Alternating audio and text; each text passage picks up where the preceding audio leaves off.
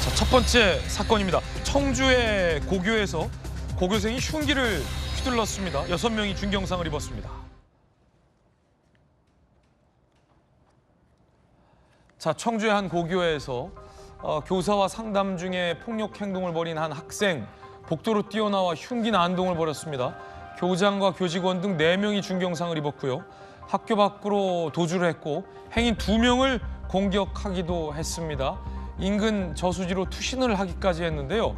경찰이 출동한 이후에 지금 현행범으로 체포를 했습니다. 자, 지금 CCTV 영상 저희가 확보돼 있습니다. 함께 보시죠. 20km로 서행 중인 한 차량. 갑자기 한 남학생이 이렇게 차도 위로 뛰어듭니다. 차량 왼편으로 다가가는데요. 짧은 순간 운전자의 얼굴을 흉기로 공격합니다. 이렇게요. 남학생은 곧장 도로를 벗어나 육교 쪽으로 달아납니다. 차량 뒷자리에는 유치원 등원을 위해 4살, 7살 자녀도 동승 중이었다고 합니다. 운전자를 공격하기 전에 뒷좌석을 먼저 노크했다고 하는데 자칫 어린 애들이 공격당할 뻔한 위험천만한 순간이었습니다. 자, 피해 운전자 인터뷰 돼 있습니다. 들어보시죠. 가해 학생이 뭐 소리를 지르거나 또 어떤 아니요. 아무것도 없었어요. 운전석 뒷좌석에서 노크를 한 거예요? 네, 뒷좌석을 이렇게 놓고 하고 애들이 있으니까는 문을 그쪽을 열어주지 않고 제 운전석만 이렇게 문을 열었더니 저를 명안히 한 1, 2초 보더니 칼로 얼굴을 툭 찌르고 이렇게 도망갔어요. 범죄 심리학 전문가 경기대 이수정 교수님 나오셨습니다. 이 교수님 어서 오세요. 네, 안녕하십니까. 아니 이게 지금 무슨 일이에요? 미국도 아니고 고교에서 흉기 난동. 이게 어떤 사건입니까?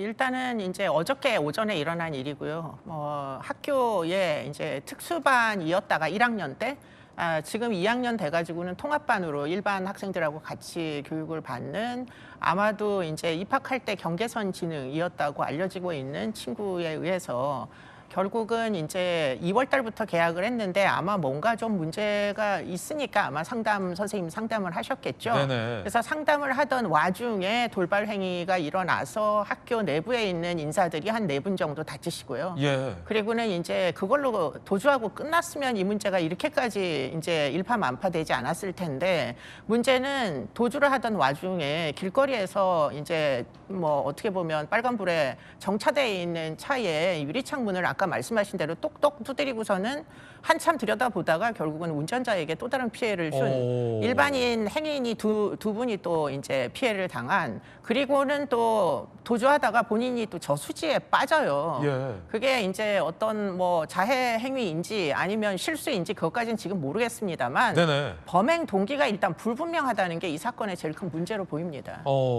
그런데 이 한 가지 이해가 안 되는 게 석연치 않지 않습니까? 도주를 하다가 운전자 차량에게 다가가서 위해를 입힐 목적으로 가서 원래는 뒷좌석에 어린 아기들이 타고 있었다는데 네. 유치원 아이들 뒷자리를 먼저 노크했다는 거예요. 네. 그리고 행인들에게도 위해를 가하고 일종의 어떤 묻지마 폭행까지 이어졌다는 거죠. 이건 어떤 심리로 봐야 됩니까? 그러니까 이제 묻지마 폭력 그 사건인 거는 맞는 것 같아요. 왜냐하면 지금 이 선생님들도 이 학생에게 유달리 원한을 살 만한 일을 했던 분들이 아니다 보니까 범행 동기도 불분명하고 그런데 문제는 이 사건은 상당히 처음에 계획을 했던 사건으로 보인다는 게 지금 가방 안에 당시에 이제 사람들을 해코지할 때 썼던 흉기 말고 나머지 둔기 등 흉기들이 더 남아 있다는 겁니다. 이게 우발적 범죄는 또 아니라는 거네요. 그렇죠. 학교에 갈 때부터 이 흉기를 넣고 갔다 이게 이제 문제이고요. 그러면 학교에 그와 같이 흉기를 넣고 가야 될 이유를 이제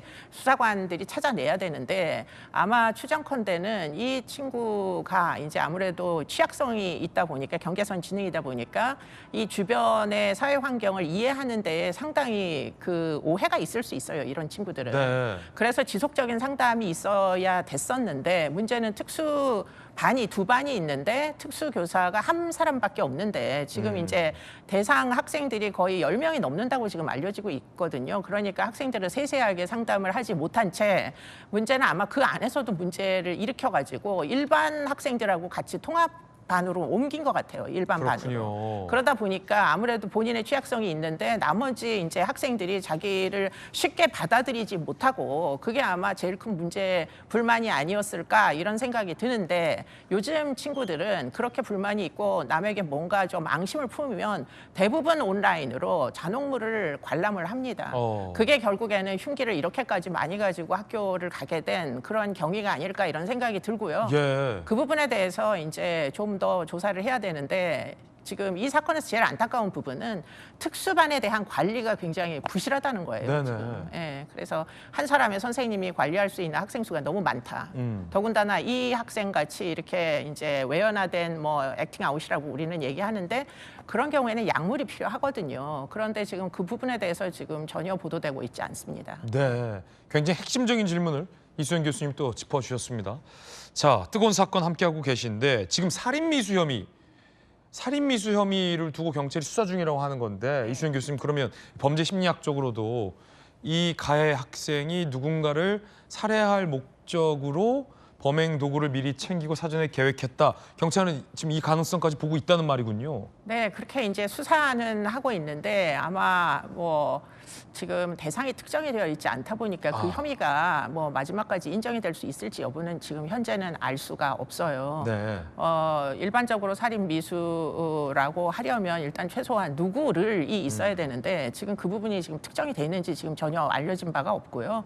그거보다는 그야말로 뭐 불특정인들에 대해서 특히 학교와 연관된 사람들에 대해서 뭐 뭔가 이 자기의 불만을 뭐 이렇게 표현하고 싶었다. 어쩌면 본인의 이제 피해, 학교 폭력에 의한 피해 경험, 뭐 따돌림 이런 것들이 사실은 근본적인 이유가 아니었을까 이런 생각들이 들어서 좀 그 죄명은 좀 널리 그 두고서는 뭐 조사를 해야 되지 않나 그렇군요. 이런 생각이 듭니다. 네, 좀 구체적인 상세한 수사 결과를 지켜봐야 할 것 같습니다.